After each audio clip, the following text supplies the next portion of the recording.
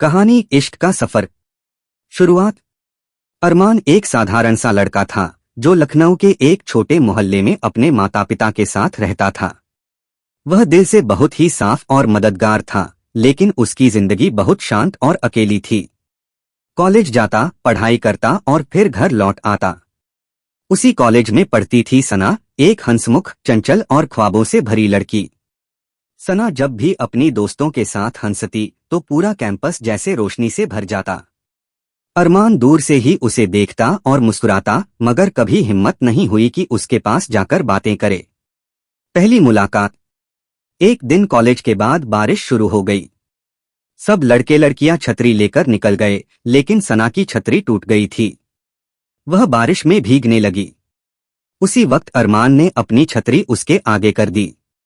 सना ने मुस्कुराकर कहा, थैंक यू, वरना आज पूरा घर से डांट खाकर जाती।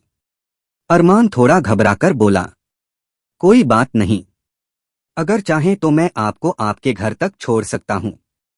वो दिन अरमान की जिंदगी का सबसे खूबसूरत दिन था, क्योंकि पहली बार उसने सना से सीधे बातें की थीं। दोस्ती का रिश्ता।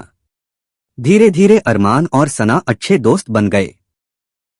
वह दोनों साथ में लाइब्रेरी में पढ़ते, कैंटीन में बैठकर चाय पीते और कॉलेज के बाद भी एक दूसरे से बातें करते। अरमान को अब महसूस होने लगा था कि वह सिर्फ दोस्ती से आगे बढ़ चुका है, उसे सना से इश्क हो गया था।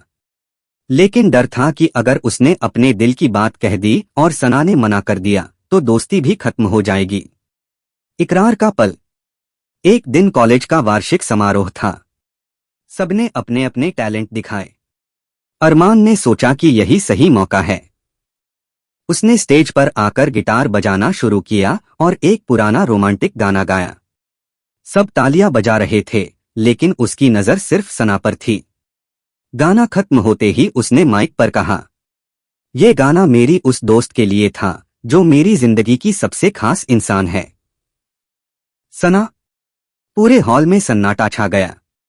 सना थोड़ी हैरान रह गई, लेकिन जब सबकी नजरें उस पर गईं, तो उसने हल्की सी मुस्कान दी और ताली बजा दी।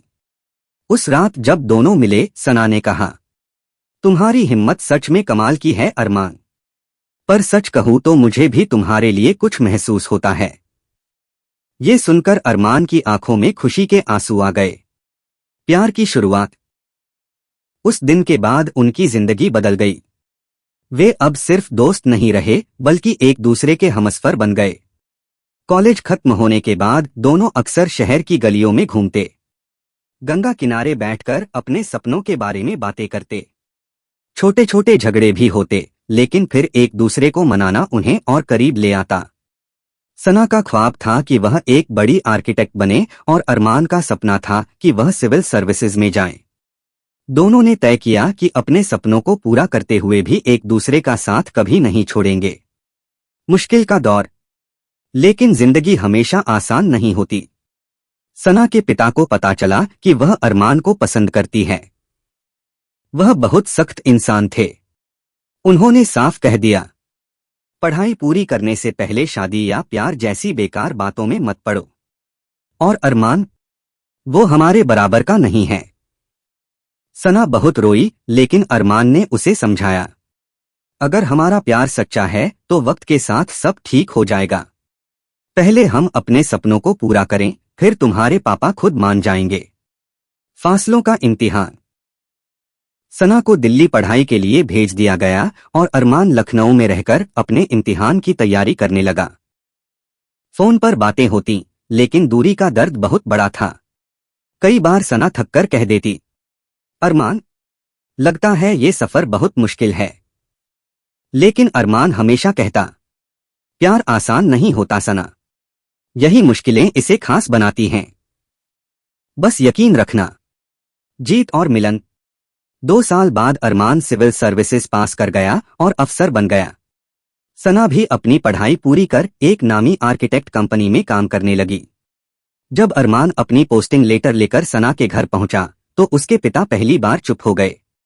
उन्हें एहसास हुआ कि अरमान न सिर्फ अपनी बेटी से प्यार करता है, बल्कि उसके सपनों को पूरा करने की ताकत भी रखता है। उस शाम उन्होंने अरमान से कहा, शुरू में मुझे तुम पर शक था, लेकिन आज मैं मान गया हूं कि मेरी बेटी ने सही इंसान चुना है। सना की आंखों में आंसू थे। अरमान ने उसका हाथ पकड़ा और दोनों ने एक दूसरे को गले लगा लिया।